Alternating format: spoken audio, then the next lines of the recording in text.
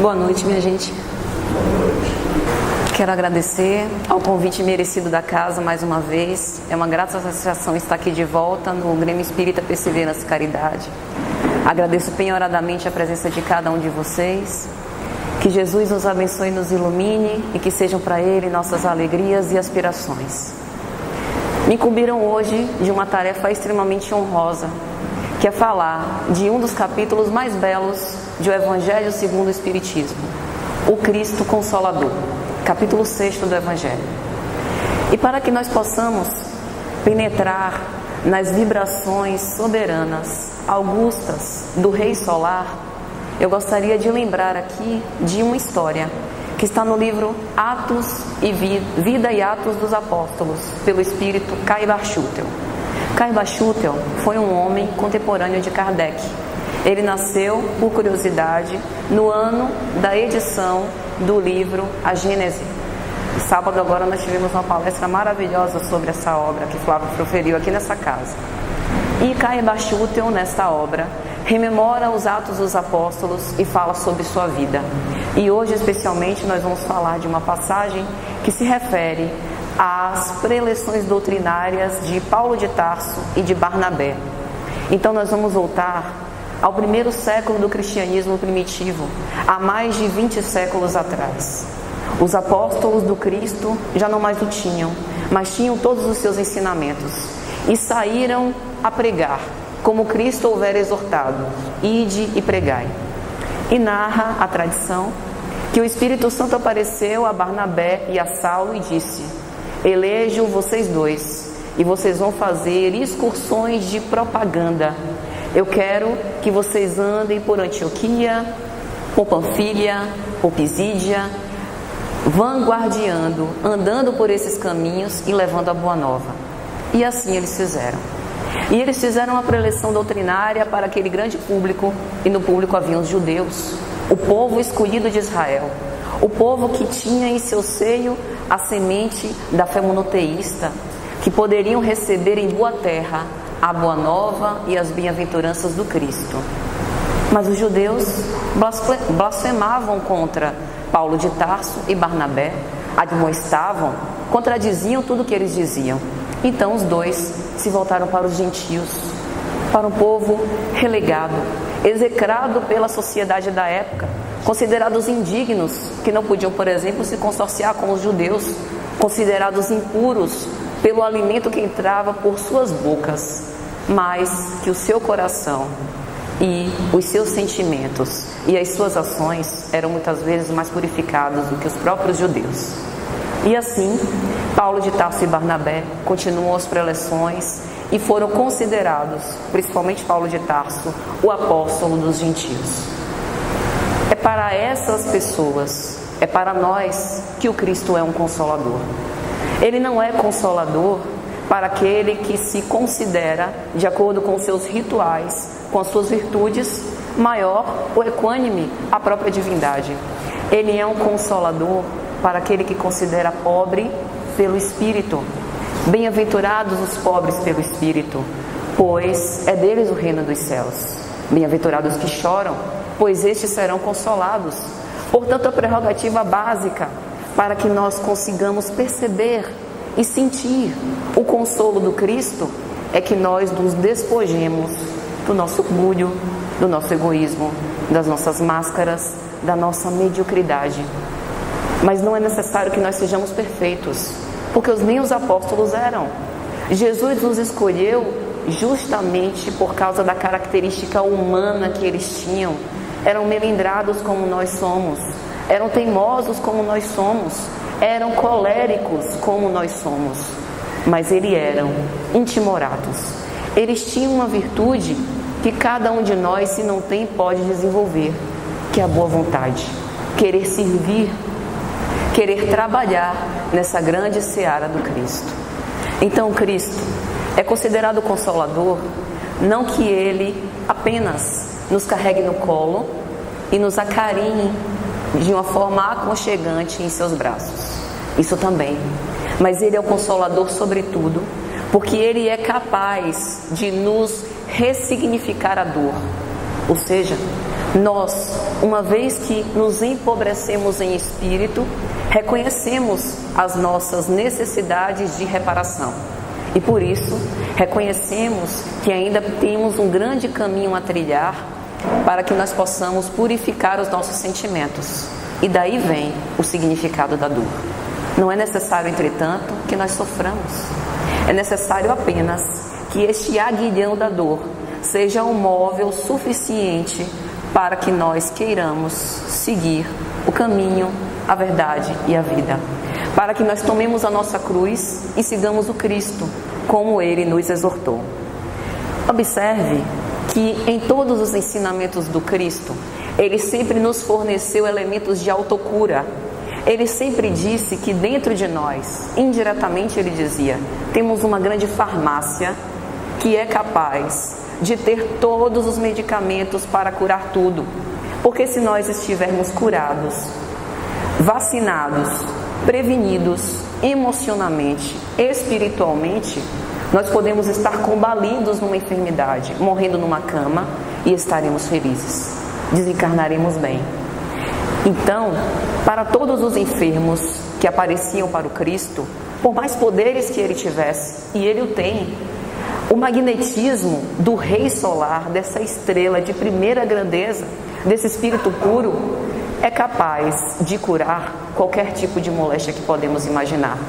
Mas ele sempre conferia o mérito de todas as curas que ele fez, de que foi autor, aquele que o procurava. Tua fé te curou. Vai e não tornes a pecar. O amor do Cristo era um amor autonomia, porque ele sabia que o testemunho dele, que a missão dele, seria passar pela terra, deixar as sementes nos corações de boa vontade, para mais tarde, o Consolador, o Paracleto, o Paráclito, que ele enviaria, colheriam esses frutos como ceifador. Então é necessário que nós arroguemos a nós a responsabilidade pelas nossas curas. Não importa o que fizemos até aqui, não importa o quanto pecamos, não importa o quanto ainda temos a reparar. O que importa é que nós esqueçamos a culpa, deixemos-la de lado e assumamos a responsabilidade por tudo que nós fizemos e por tudo que nós ainda podemos construir. Quantos espíritos aparentemente deploráveis, relegados à margem da sociedade à época do Cristo, não se transformaram nos maiores exemplos do cristianismo redivivo? Maria de Madalena, Paulo de Tarso, o maior propagador do Evangelho de todos os tempos. Por que nós não teríamos uma sorte igual? Então, ele nos exortou que nós substituíssemos as lágrimas de aflição e desalento pelo suor do trabalho. O Cristo sabia que consolo maior do que consolar outro não haveria. Por isso, ele pede, exorta a nós, que nós calemos um pouco as nossas dores, nos resignemos, paremos de tanto reclamar e vamos ajudar aqueles que estão em situação mais deplorável que nós. Não há consolo maior do que promover a consolação de alguém que está ao nosso lado com dores mais acerbas. Veja que terapêutica interessante. Nesse momento, primeiro que nós calamos a nossa dor, porque nós mudamos o foco. No momento em que o nosso foco é atender à necessidade de alguém que tem uma urgência a mais que a nossa, parece que a nossa dor dói menos. Segundo, é que nós aprendemos que ninguém está na vida, como diz Joana de Ângeles, em regime de exceção. Todos passamos pelo nosso espinho na carne, em diferentes áreas, mas invariavelmente todos temos esse espinho. Seja na área afetiva, seja na área do trabalho, seja na família, no aspecto pessoal, na própria religião, por algum parente até que não está de acordo com a nossa liberdade de consciência de optar. Então nós sempre vamos passar por essas dificuldades. Mas a consolação está de braços abertos, esperando apenas que nós possamos sintonizar com essas vibrações. O consolo do Cristo, portanto, não é um consolo apático, de inação, que nos deixa inertes, sem movimento. É um consolo dinâmico, Um consolo através do trabalho, através da reparação, através da tão falada reforma íntima, que vai fazer florescer em nosso jardim íntimo essa construção que é o reino dos céus dentro de nós. Porque o reino dos céus não é um lugar, é o coroamento de todas essas mudanças que Deus opera em nossos corações e que também tem a nossa contraparte. Observe que Jesus, desde o início da proclamação da Boa Nova, sempre utilizou um tom amoroso, porém imperativo. Ide e pregai, resplandeça a vossa luz diante dos homens. E como é que nós poderemos fazer fulgurar a nossa luz? Será que quando ele diz, vós sois deuses, podeis fazer o que eu faço e muito mais, será que nós realmente acreditamos nisso?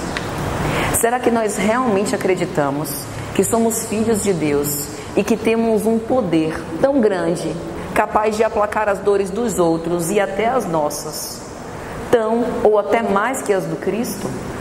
É necessário o trabalho para nos convencer.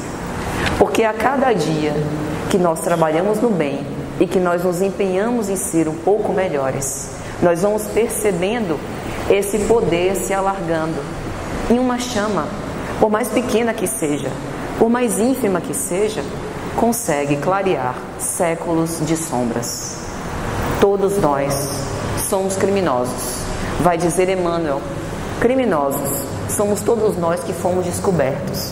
Então, invariavelmente, nós temos séculos de sombra que precisamos iluminar. E o caminho é o trabalho. E o Cristo nos fornece todos os elementos através dos seus ensinos e do testemunho daquilo que Ele veio nos mostrar para que nós possamos fazer fulgurar a nossa luz. Emmanuel vai dizer, a redenção procede do alto, mas não se concretizará entre as criaturas sem a colaboração ativa dos corações de boa vontade. É necessário que nós queiramos, que nós desejemos sincero e profundamente. Observe que quando Paulo de Tarso e Barnabé se voltam para os judeus, é porque o próprio Cristo os considerava na situação ideal do povo de Israel para receber aquelas sementes. Mas eles não puderam ouvir. E como na figura da parábola do banquete nupcial ou do festim de bodas, lembra? Um rei, o reino dos céus é como um rei que pede aos seus servos que vá mandar os convidados para a grande festa para comemorar as núpcias do seu filho. E os servos vão, só que os convidados não quiseram ouvi-los. E aí o rei insiste mais uma vez e os servos vão até os convidados e uns foram para os seus trabalhos, outros foram para as suas casas de campo, para os seus divertimentos. Mais uma vez o rei exorta que os servos vão à procura dos convidados e muitos agridem os servos, admoestam os servos, torturam e até massacram. Até que o rei decide que os servos vão nas encruzilhadas, a todo lugar, pois muitos são chamados, mas poucos os escolhidos. Quem será? Na figura dessa parábola emblemática, aqueles que maltrataram, mortificaram, sacrificaram e maltrataram esses servos.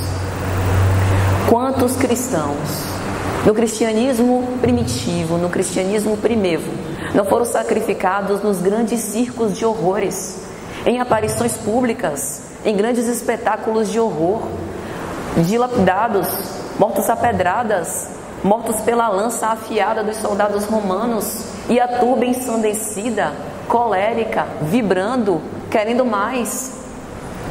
É um momento de redenção. Nós passamos por todos esses séculos de horrores e agora temos a condição de estar aqui refletindo sobre os ensinamentos do Cristo. O nosso solo já passou de pedregulhos e espinheiros e caminha para uma boa terra, onde essas sementes vão fincar e produzir 30 por 1, 60 por 1 e 100 por 1. Mas é necessário a boa vontade. Através dessa boa vontade, nós podemos arar o nosso campo, nós podemos sair a semear, nós podemos retirar as ervas daninhas e cuidar para que o nosso trigo cresça com viço, com saúde, mesmo com o joio do lado. E aí, nós que estamos aqui na terra, mesmo que nós não queiramos, respiramos a atmosfera do Cristo, porque Ele foi o Consolador há mais de 20 séculos atrás e continua entre nós. Não nos enganemos, todos os grandes emissários de palavras transcendentes pediram antes de vir a aquiescência do Mestre Divino. Tudo na terra respira o magnetismo do Cristo. Ele é o divino escultor do nosso orbe, o grande engenheiro e arquiteto dos nossos destinos. Portanto, seguir os seus ensinamentos é estar consonante com a lei divina e caminhar rumo à evolução. E é nesse ínterim que o Espiritismo surge. E especialmente eu gostaria de trazer a última obra do Pentateuco Espírita, o livro A Gênese, janeiro de 1868. Há exatamente 150 anos atrás, Allan Kardec, junto com a espiritualidade superior, escreve uma obra que não fala apenas da ciência, que não fala apenas da criação, mas que tenta explicar mais uma vez o amor através do que é Deus. Então, no livro A Gênese, nós temos uma obra que também oferece um consolo, porque nos mostra que é Deus, como são arquitetados os sistemas, os planetas, como foi feita a criação, quais os caracteres do bem e do mal. Fala dos grandes milagres e das promessas divinas. E exatamente no capítulo 1, no item 42, Allan Kardec diz assim: reconhece-se que o Espiritismo realiza todas as promessas do Cristo com respeito ao Consolador anunciado. Como é o Espírito de verdade quem preside ao grande movimento pela regeneração, a promessa do seu advento se encontra realizada, porque de fato Ele é o verdadeiro Consolador. No capítulo 8 do Evangelho de João, Jesus diz: haveria ainda muitas coisas que eu quereria dizer-vos, mas no momento eu não posso, porque vós não me entenderíeis. Então, mandarei logo mais, ou melhor, pedirei ao Pai que vos envie mais tarde o Espírito de verdade. Mas o Espírito de verdade não falará por si mesmo, falará pelo conjunto, falará pela lei divina e ficará para sempre convosco até o fim dos tempos. E vós o reconhecereis pela forma como ele fala da criação, pela forma como ele fala da verdade divina e dos ensinamentos de amor. O próprio Cristo nos avisou, porque o Cristo veio há 20 séculos atrás e não hoje, com todo o avanço científico, para nos falar sobre física quântica, para nos falar das N dimensões do universo, da multiplicidade das existências e dos universos, dos mundos habitados. Por que ele veio há 20 séculos atrás, sem nenhum tipo de tecnologia, sem nenhum recurso adicional para trazer a sua mensagem de amor, e delegaria um Espírito de verdade posteriormente continuar conosco para essa consolação? O Cristo, através de um exemplo que foi a própria vivência dele na terra, nos mostrou que não é necessária tecnologia alguma para que nós nos conectemos com o ser divino que vive em nós. Ele nos mostrou que é na humildade e na simplicidade, na carência de recursos, que nós conseguimos nos voltar para dentro e descobrir o potencial divino que há em nós. Ele não veio nos troncos reluzentes da nobreza, nos tronos reluzentes da nobreza. Ele não veio ostentando o poderio da época. Ele veio simples, como cada um de nós, para nos outorgar a nossa própria responsabilidade pelas nossas vidas. Nenhum profeta, em todos os tempos, nos delegou tanta autonomia, elevou a humanidade a um grau de empoderamento como Cristo fez? Simplesmente porque não precisamos de nada. Todos os recursos são os recursos internos. Então observe que a intervenção divina, através do Cristo, permeia os séculos. E todos esses que o antecederam e que o sucederam, são todos emissários dele mesmo, apropriados à conjuntura social e à moral vigente em todas as épocas, apropriados aos níveis de consciência das pessoas, ao avanço da ciência e da religião em todas as épocas, falando a linguagem de nós. Mas desde o primeiro dia de Boa Nova, o que Jesus sempre nos exortou é que nós nos convertamos em instrumentos da sua bondade. Quando nós lemos no Evangelho de João a prece do publicano e do fariseu, nós temos um exemplo claro disso. O fariseu entra no templo para orar, envaidecido, dono de si, claro, cumpre todos os rituais da sua raça, tem a inteligência e a sabedoria da lei, tem interferência social e política, goza de benefícios sociais e políticos, é portanto superior, sobretudo em relação àquele publicano que ousava adentrar um templo para se dirigir à divindade. Quem tinha direito era o fariseu. O publicano, ao se aproximar do templo para orar, sequer consegue, envergonhado, elevar os olhos para os céus e diz apenas, cabisbaixo: Senhor, estou aqui, entregue aos vossos desígnios, por instrumento de vossa vontade. Sei que sou pecador, mas peço-vos misericórdia. Ora, qual prece terá alçado voos mais altos em relação às blandícias de paz, aos patamares augustos da espiritualidade superior? A do publicano ou a do fariseu? É justamente para essas pessoas, para esse tipo de comportamento, porque observe que até nós nos comportamos ora como fariseus, ora como publicanos. Quando nós passamos pelas oportunidades de iluminação, uma doença, uma dificuldade financeira, um desalento no trato emocional, uma dificuldade com um parente difícil na família, nos tornamos rapidinho publicanos.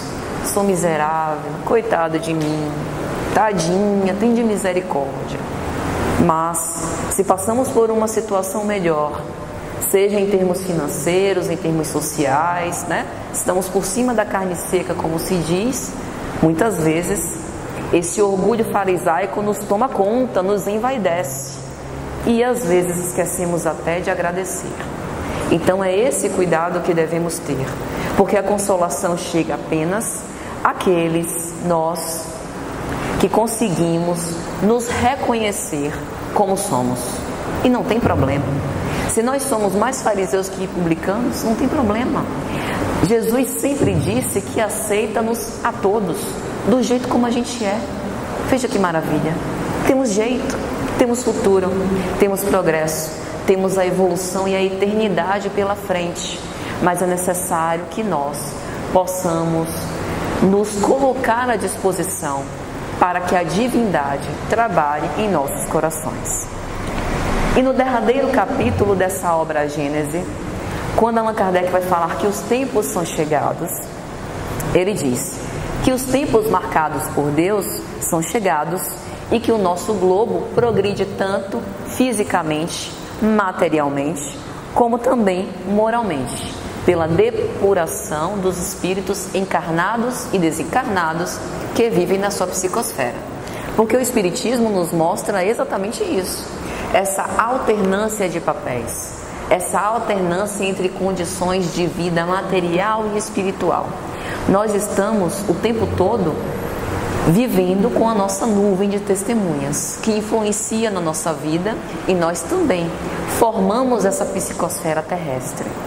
Então, materialmente, quando nós lemos o livro, por exemplo, A Caminho da Luz, pelo Espírito Emmanuel, nós vemos que no início da formação da Terra, ele chama a Terra como laboratório de matérias ignescentes, como se fosse um imenso cadinho no qual os arquitetos, os construtores da vida, trabalhavam os elementos materiais para a construção dos seres humanos, tal qual seríamos.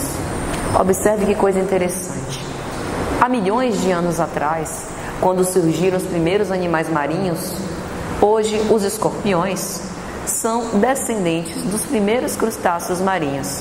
Mas os dinossauros, por exemplo, não existem mais na Terra. É porque nesse laboratório de edificação da escola da vida, foi optado pelos grandes arquitetos celestes que aquela conjuntura física não seria apropriada para a vida no planeta que habitamos. E moralmente, nós também avançamos juntos. A humanidade progride pelo desenvolvimento da inteligência, do senso moral e do abrandamento de costumes. Antigamente, era lícito, pela lei humana, mosaica, matar alguém da família do qual tivesse assassinado um dos nossos. Hoje, isso é um absurdo. O abrandamento dos costumes.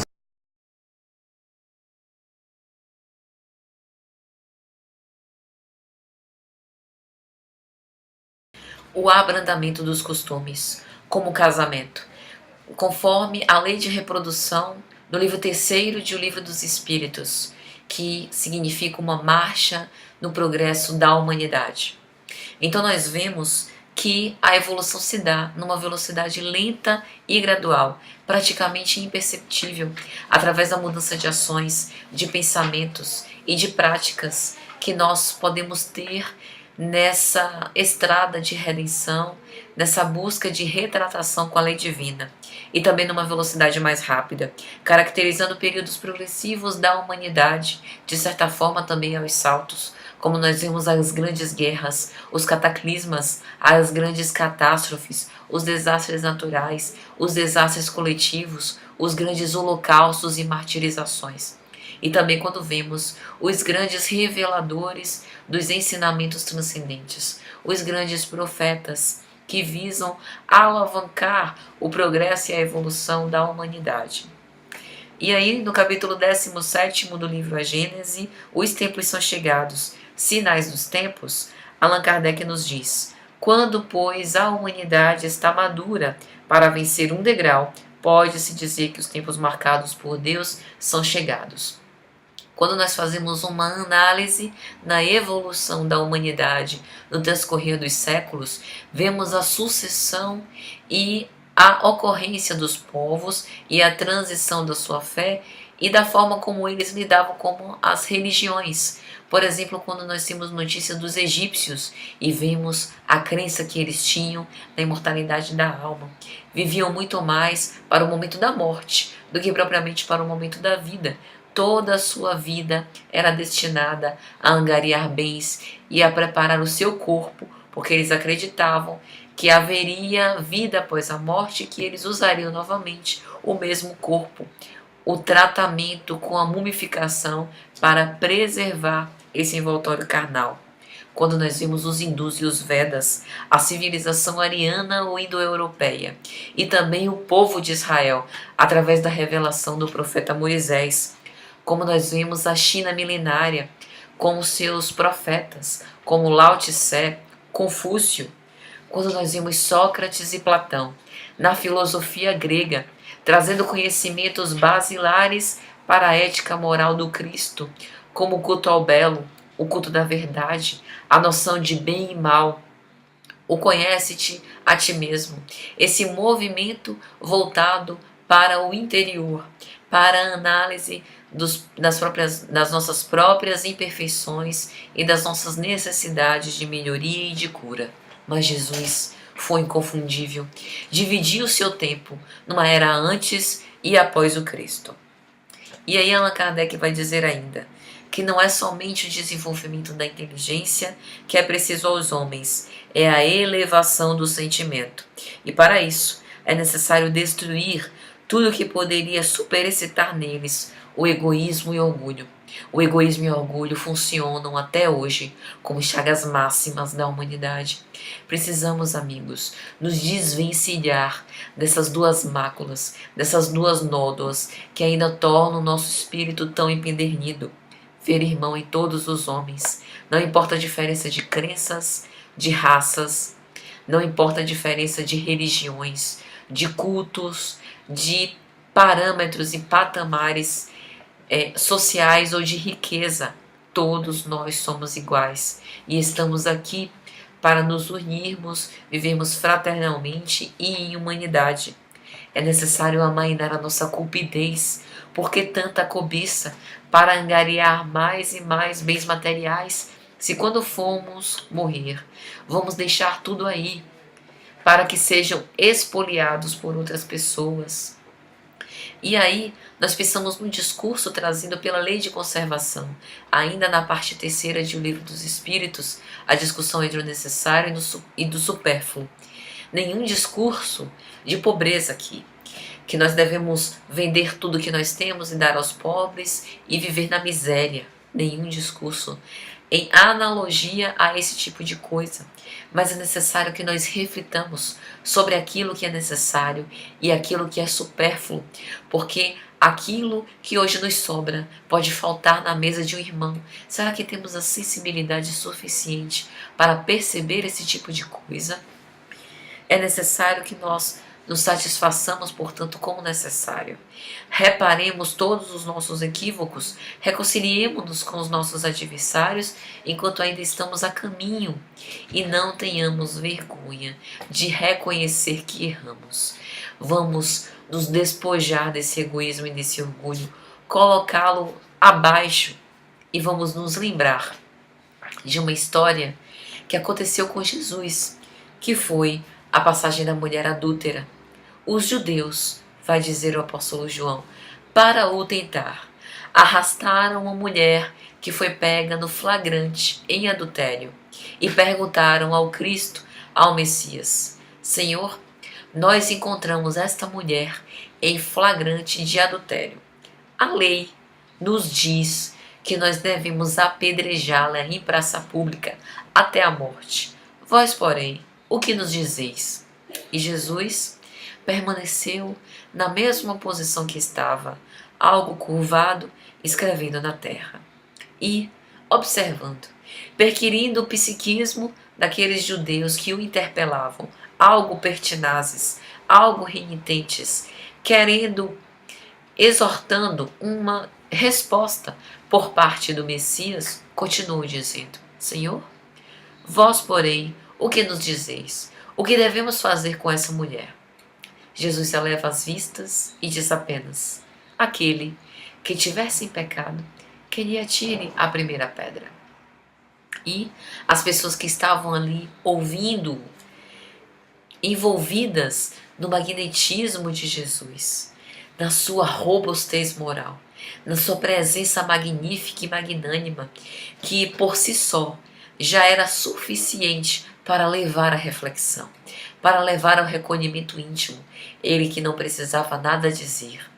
Aqueles ensinamentos e aquelas palavras caíam fundo na consciência dos ouvintes e, vai dizer o apóstolo João, foram saindo um após o outro, os anciões primeiro, até que todos debandaram. E aí, Jesus volta-se para a mulher adúltera e diz: Mulher, onde estão todos? Não a condenaram? E a mulher lhe responde: Não, Senhor, não me condenaram. E Jesus redargue dizendo: Pois eu também, mulher, não a condeno. Vá e não tornes a pecar.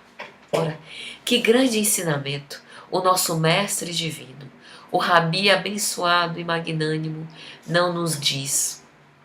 Ele, um espírito puro, o próprio Cristo, o Messias, o Consolador de todos os tempos, ele que era um espírito puro e que não tinha, portanto, nenhum pecado, poderia ter sido o primeiro e único a ter condição moral de apedrejar aquela mulher. Mas não faz. Eles não te condenaram? Eu também não te condeno, mulher. Vai e tornes a pecar. Como há nos dizer que não importa as nossas máculas, não importa tudo o que tenhamos feito, se nós decidirmos intimoratamente a mudar de vibração, mudar de vida, mudar de modus vivendi de agora em diante e seguirmos a nossa estrada de redenção diferentes em prol do Cristo, servimos ao Senhor, Ele nos quer, Ele nos aceita, Ele nos abraça, Ele nos aconchega de braços abertos, se nós quisermos servi-lo de boa vontade. E existe uma obra muito bonita, psicografia de Chico Xavier, intitulada Comandos do Amor. E a primeira mensagem dessa obra, intitulada Ante o Príncipe da Paz, por Viana de Carvalho, nessa mensagem, Viana de Carvalho vai rememorar os grandes príncipes, os grandes imperadores, os grandes reis que ostentaram o seu poderio nas suas épocas. Vai nos lembrar Ramsés, da civilização egípcia, estendeu o seu poderio por entre os egípcios e deixou um legado de viúvas e órfãos, por ter cometido diversos assassinatos e homicídios sanguinolentos. Sardanapalo, o último rei assírio, numa época em que os reis assírios eram brutalmente sanguinolentos, eram cruéis, precipitou-se numa fogueira com todos os seus bens, queimando junto de si, numa atitude extremamente avarenta, queimando todas as suas riquezas consigo, à beira da morte. Dario I, o rei persa, deixou um rastro de intriga e de ódio devido às suas manipulações pelo poder político, por ostentar a sua realeza. Alexandre Magno da Macedônia, que pereceu ainda jovem, deixando vasto espólio para ser explorado com a cupidez daqueles que o sucederam. Aníbal, o cartaginês, suicidou-se, precipitou-se na morte. Mas o Príncipe da Paz, o nosso Cristo Consolador, nasceu na manjedoura, longe de todas as riquezas do mundo. Manteve como a sua bondade a arma empunhada. Ele não utilizou-se de nenhuma espada, de nenhum escudo para se proteger, mas sim da sua bondade e magnanimidade. O seu diadema foi a coroa de espinhos que colocaram sobre a sua santa cabeça, que deixava rastros de sangue varar a sua face. As suas insígnias para mostrar o seu padrão de nobreza, o seu brasão de rei solar, foram as chagas da pregação que fizeram em relação ao seu corpo na própria cruz. O seu trono foi a cruz infamante, o madeirinho infamante, que não por acaso tinha o formato de uma espada, com as lâminas voltadas para baixo, para mostrar que ele era manso e pacífico de coração. E ele dizia: vinde a mim, todos vós que andais em sofrimento e vos achais sobrecarregados, e eu vos aliviarei. Mas para isso é necessário que nós nos cansemos de todas as dores do mundo. É necessário que nós nos despojemos de todo o nosso ego, de todo o nosso orgulho. Bem-aventurados os pobres pelo Espírito, porque é deles o reino dos céus. E em seguida uma nova bem-aventurança. Bem-aventurados os que choram, pois serão consolados. Para que nós possamos ser consolados e sejamos recebidos pelos braços amorosos do Cristo, é necessário nos despojar de todo o nosso orgulho e do nosso egoísmo, de todo o nosso ego, porque nós não precisamos de nenhum intermediário, nós não precisamos de recurso externo nenhum para que nós possamos nos encontrar com o divino que vige dentro de nós. Precisamos apenas voltar-nos para o nosso interior, para o reino dos céus que estamos erigindo dentro dos nossos corações, sem recursos, apenas uma viagem íntima, uma reforma íntima, para que nós possamos construir esse reino divino dentro de nós. Tomai sobre vós o meu jugo, dizia ele, e aprendei de mim, que sou manso e humilde de coração, e acharei descanso para as vossas almas. Quando ele proclamava as bem-aventuranças, vide as aves dos céus, que colocam os seus ninhos sobre os galhos das árvores frondosas. E o Pai se encarrega de alimentar os seus filhos e depositar comida dos seus ninhos. Olhai os lírios dos campos, que nascem no lodo e que também embelezam os campos, que fazem luzir a radiação do sol nas suas pétalas alvas. Os lírios não se preocupam com o que haverão de fiar, não se preocupam com o trabalho de amanhã. E, se o Pai dá o sustento e dá vida, dá a seiva bruta, divina, a esses pequeninos, o que não haverá de fazer a cada um de vós, que sois seus filhos bem-amados? Não vos preocupeis, portanto. Jesus contesta o jugo farisaico.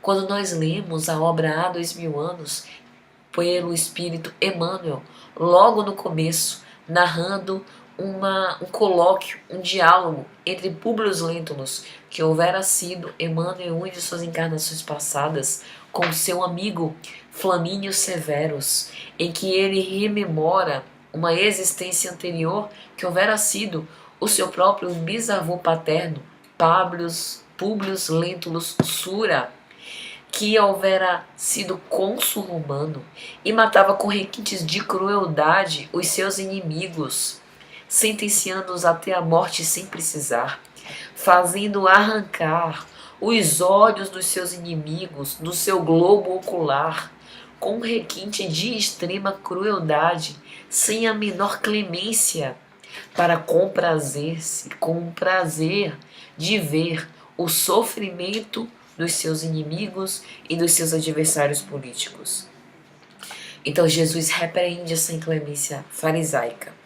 Arroga-se a autoridade, por ser o divino escultor do orbe, por ser o governador da terra, porque o meu jugo é suave, ou seja, o jugo de Jesus é a obediência ao serviço, a obediência à justiça, é seguir a lei divina, nada mais lógico. Somos seres espirituais, criaturas divinas, somos deuses, ele nos exortou, sois deuses. Se somos deuses, precisamos cumprir a lei divina, as leis morais apregoadas pelo Cristo. E o meu fardo é leve, ou seja, não há nenhum agravamento de pena aqui. O único fardo que precisamos carregar é cumprir o amor e a caridade, apregoados pelo Cristo. Por que nos é tão difícil? Se a nossa essência é divina e se nós fomos construídos pelo amor, por que para nós é ainda tão difícil praticar a caridade moral?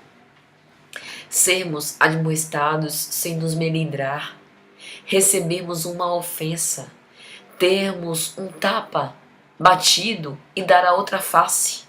Por que é tão difícil nos calar perante as ofensas e persistir em timoratos trabalhando? Por que é tão difícil distribuir bênçãos, distribuir consolos, quando nós nos engolfamos e soluçamos com as nossas próprias dores? Precisamos secar as nossas lágrimas, precisamos calar as nossas lamúrias e sair para trabalhar, substituir as lágrimas do desalento pelo suor do trabalho, como dissemos antes. Se me amais, guardai os meus mandamentos, disse Jesus. E quais são os mandamentos que ele nos deu? Amar a Deus acima de todas as coisas e amar ao próximo como a nós mesmos. Isso é ver irmãos em todos os homens. Isso é fazer ao outro aquilo que quereríamos que fizessem a nós. Isso é agir com fraternidade e com amor. Porque o outro é apenas um pretexto para que nós possamos nos iluminar. O outro é um grande intermediário para que nós possamos evoluir espiritualmente. E eu rogarei ao Pai, e Ele vos dará outro Consolador, para que fique eternamente convosco. Seria um substituto de Jesus? Jamais. Ninguém jamais poderá substituí-lo, porque ele é o Cristo Consolador de todos os tempos.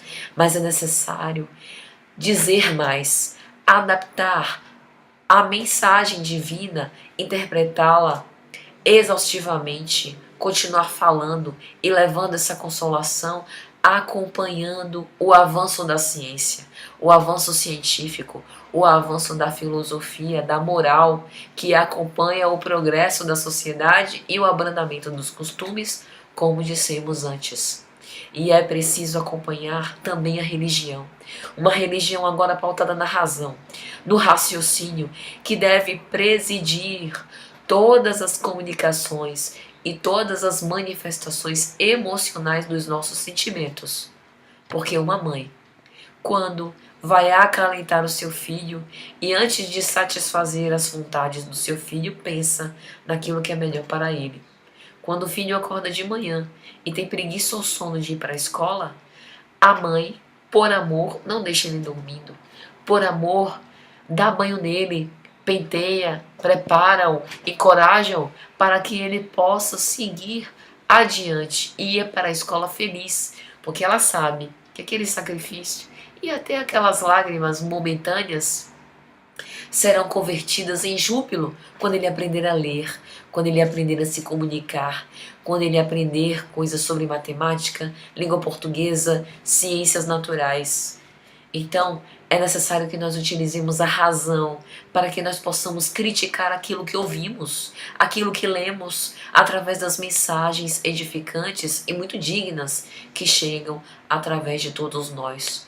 Quantos falsos profetas não se convertem, não se vestem de cordeiros para nos enganar. O Cristo também nos exortou, também nos alertou. Haverá falsos cristos e falsos profetas, que sensibilizarão e seduzirão a muitos e que tentarão arrebanhar as minhas ovelhas e levar para o outro caminho. Mas é necessário utilizar a razão, o caminho para a verdade, o Espírito da verdade, a quem o mundo não pode receber agora, porque não vê e não o conhece, mas vós o conhecereis, porque ele ficará convosco e estará em vós. Jesus havia plantado as sementes que germinariam e frutificariam apenas anos mais tarde. Por isso ele veio àquela época, uma época sem recursos tecnológicos, sem grandes avanços científicos, sem física quântica, sem universos multidimensionais, como a nos dizer que não precisamos de nenhuma apoteose científica, de nenhum avanço revolucionário da ciência para entender o Cristo, mas que a ciência também precisa avançar e que junto com ela avançam também os conhecimentos de amor, avançam também os sinais dos novos tempos e que para isso o Espiritismo, através da razão bem direcionada à luz do amor do Cristo, vai nos elucidando conhecimentos novos. O que acontece com os suicidas, ensaios sobre a sensação dos espíritos, de que é formado o mundo material e o mundo espiritual, o que acontece na emancipação da alma, quais são as penas e os gozos futuros, quais são as leis morais, como funcionam as leis naturais, o que é o progresso e a evolução dos espíritos. E através dos 5 pilares da doutrina espírita, nós temos a clara noção de que o Consolador prometido é o Espiritismo, a existência de Deus, e através dessa concepção da inteligência suprema e infinita, nós temos a clara noção, a resignação e a aceitação que há um ser soberano que nos dirige e que até hoje continua trabalhando, graças ao imperativo do sacrossanto desígnio divino. Nós temos a transição planetária, a evolução dos mundos e todas as leis naturais que presidem o universo. através da imortalidade da alma, nós sabemos que a vida continua e assim nós temos um significado para aproveitar melhor as existências. Porque se essa existência são experiências educativas que visam aprimorar e aperfeiçoar o nosso espírito, é necessário que aproveitemos cada vivência para nos melhorar.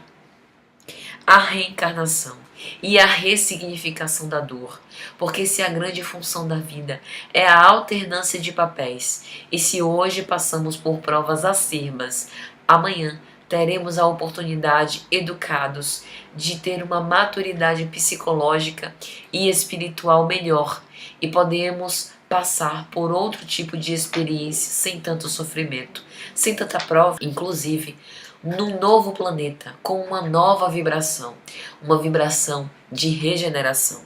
Se pensamos no pilar da pluralidade dos mundos habitados, teremos uma prova contundente da evolução. Se hoje os nossos instrumentos e tecnologias não são capazes de identificar qual composição química, magnética, fluídica, energética da matéria escura, é porque certamente existe uma característica dessa matéria que é mais sutil, que é mais quintessenciada e que, portanto, corresponde a um padrão evolutivo superior àquele que hoje temos conhecimento.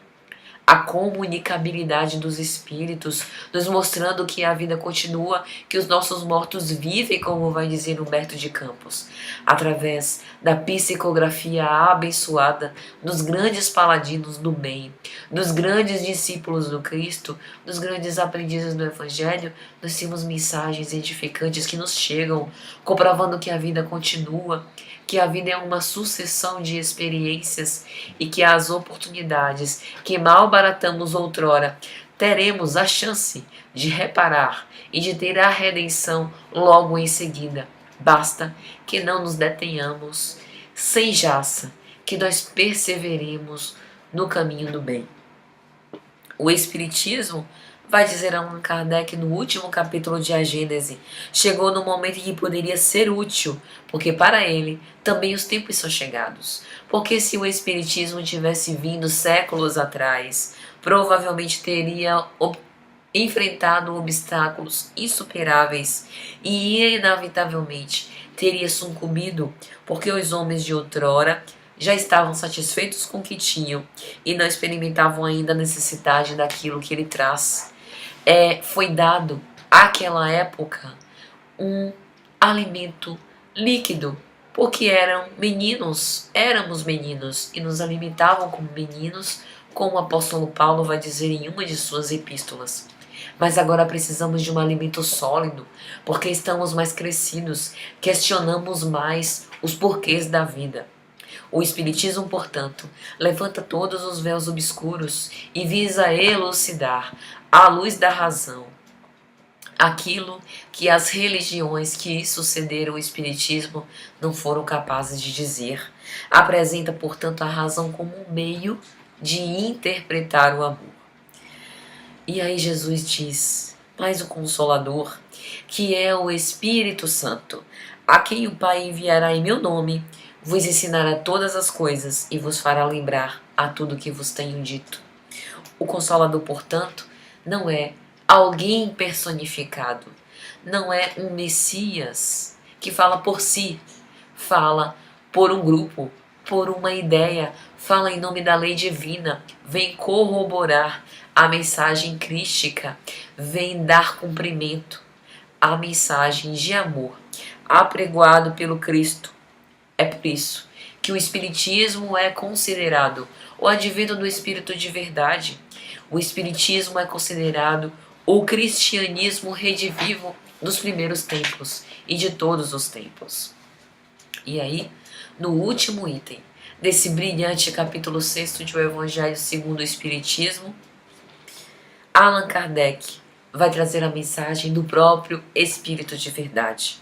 Eu revelei a doutrina divina e, como um ceifador, liguei em feixes o bem esparso pela humanidade, disse: vinde a mim, todos vós que sofreis.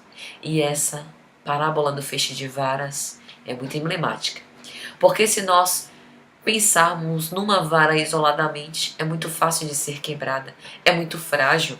Mas quando nós estamos unidos pelo amor do Cristo, como um feixe de varas, somos inquebrantáveis, nada nos detém.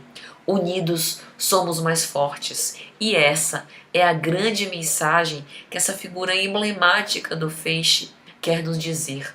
Os discípulos do Cristo e o Espiritismo, em cada canto do mundo, tendo eclodido em Paris e agora, na pátria do Evangelho, no Brasil, encontram um local, encontram um lugar dentro dos corações para fazer ressoar, para fazer reverberar essa mensagem divina. Precisamos estar unidos e vivenciar o Evangelho. Precisamos fazer ecoar em nossos corações o sentimento de fraternidade desinteressada e legítima. Meu Pai não quer aniquilar a raça humana. Ele quer que, ajudando-vos uns aos outros, mortos e vivos, sejais socorridos.